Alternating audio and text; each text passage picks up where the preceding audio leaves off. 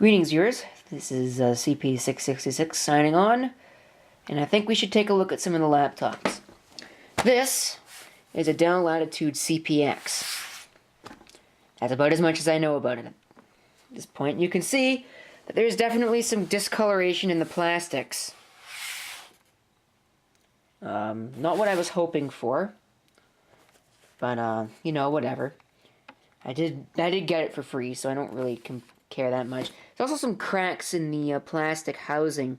As you can see, there's a crack there. Actually, that's a structural, and that's just bending of the plastic, because it's not supposed to be like that. It's supposed to be like this. So that's rather interesting. I don't know how that happened, but if we open it up, well, there's another one of the problems that it has. The hinges are just destroyed. That's just that's a cosmetic scratch right there, down Latitude. And we've got the 3-light approach, the indicators. Rather nice keyboard. We've got the track point, of course, and the track pad, again, of course. Pentium 3, designed for Windows 2000, Windows NT4, or Windows 98. But here's a strange thing. Let's see if I can lift this up. It's got a Windows 95 COA on the bottom. I'm going to plug that service tag into Dell's website in a second. We can see we've got a Dell model PPX. Takes 20 volts at 3.5 amps. Latitude C family. There's the reference number, or a reference number. Used with adapter model PA6, which is what I have. Made in the USA. You don't see that anymore. Let's see what else is installed here. I don't know if I'm going to need something to get that door open. Hang on. Alright. If I had to guess, this is a memory door. Oh, you can also see that there are some screws missing. I didn't notice that before until I actually just looked at it now. Looks like there is one memory module installed. It's a Toshiba module. So I could actually install more memory in here if I wanted to.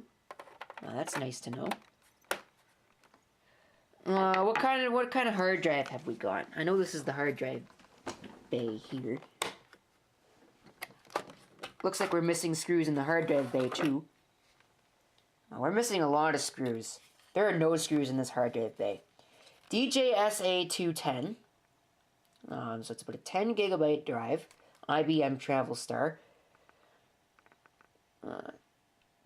Revision A00. So this is a Dell original OEM drive. So this is probably the original drive of the machine. Don't know if it works. Be really nice if it did. Hopefully I can get some screws for it, but knowing my luck with these kinds of things, I won't ever find any screws for something like this. What's in here? Oh, this is the battery.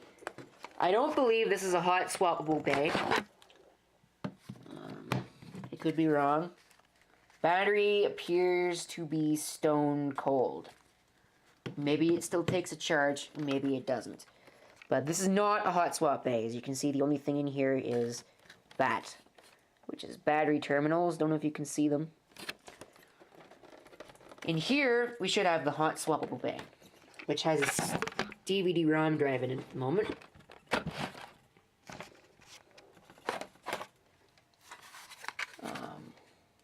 The 8X DVD-ROM disk module. I believe you can also even install, yes, you can. You can even install a second battery in here. And of course, there's also the IDE, or the bus to the, or the port to the system board. As you can see, there's also not a whole heck of a lot in here. Most of this is just space taken up by the keyboard and the mouse. So let's put these back in. And before I power it on, I will look up the part number. Let's take a look at the ports on the side. We've got one speaker there. We've got microphone, headphone, and I believe that's line input. We have an S-video output. I was not expecting to find that. There is a vent that leads to part of the heatsink. And there's a cooling fan on the back. We have... there might have been a door here at some point, but I don't know for sure. We've got HD 15, parallel, port for the docking station, which I don't have, a USB port, USB 1.0 or 1.1, PS2, 9-pin serial, port for the power brick, and an infrared port that's missing the window. On this side, we've got two Type 2, 1 Type 3 PCMCIA card slots, hard drive, of course, Kensington lock, and the other speaker. Alright, so let me plug that Dell service tag into the website, and we'll take a look. Well, I do know a little bit more about it, but certainly not a whole lot. You can see that we've got a Dell CPx J model. That's what this is. J series. But I don't know anything else about it. I do know a little bit more about it. I know that it shipped 11/30 of 2000. So this is a relatively old system. Right, so let me plug this in and power it up. I've got the power brick all ready to go. And let's get this party started. I hear a whine coming from the system. I can't tell. Looks like it's charging though. Let's power it up, see if it goes boom. There's IBM hard drive for you. Dell Latitude CPx J750 GT. Invalid configuration information. Please run setup. Right. This has a 750 megahertz Intel Pentium 3 in it. I already know that. Mobile Pentium 3. Date and time is wrong. Surprisingly, it's not going back to 2000. It's going to 2002. But it's about 12 o'clock. Whoops. It's not May. January 25th. 2014. That's all that we can change on that page. We're going to have to hit Alt P to go to the next page. Not sure how to change this order. Oh, Alt U and D. Should read the little sidebar there. It's been a while since I've seen this Dell kind of BIOS. Boot post minimal, or I believe they've also got thorough automatic. 750 megahertz. CPU serial number. Diskette reconfiguration. Docking station information. Serial port info. Infrared data port should be enabled. Fast IR. Parallel mode should be bidirectional. We do get bidirectional, okay.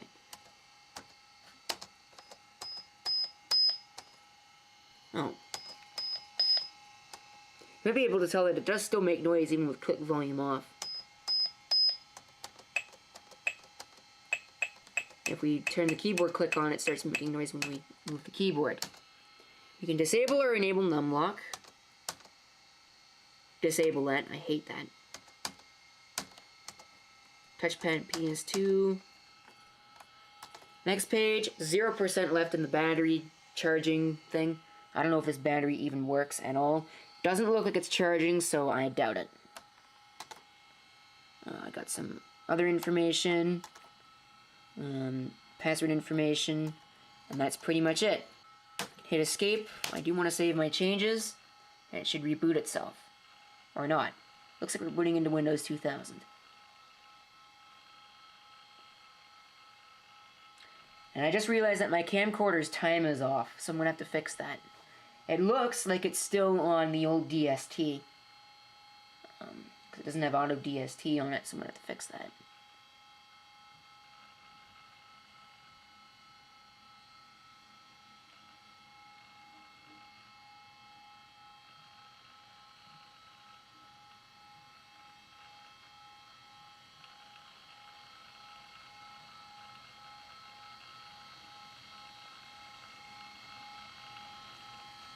Probably gonna have to flip up the LCD so I make sure that I don't spill any information. I don't know if you just heard that. I think this hard drive might have a few issues.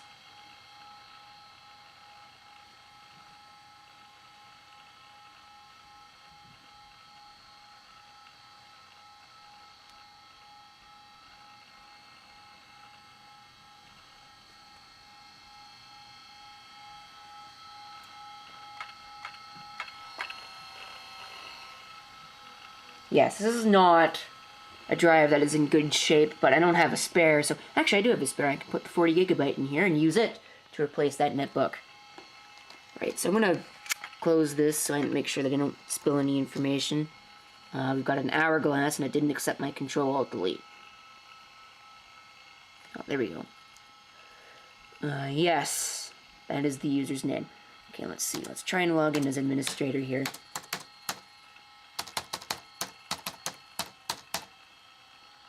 I don't know what the password is, so let's just try this anyway. See what happens. I get a click out of it, and I get a log on message here that says, the system could not log you on.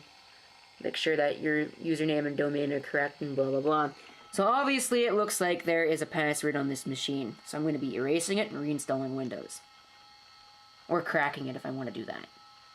But I don't. While I'm at it, I might as well try out H.2 and see if H.2 can tell me anything. You can see that this doesn't have the display stretching feature that most of these things have.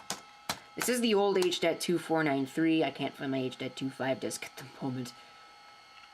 Although I know it's somewhere, has to be somewhere around here. Alright, let's see what this is telling me. We've got smart errors. I thought so. What kind of errors have we got here? We've got 157 reallocation events. 26.324. Oh, it is coming from the speakers. Okay. 26.234 hours of power on. Alright, so we will select this disk. Method of wipe, which is the 35 pass wipe. Select that. Verify last pass.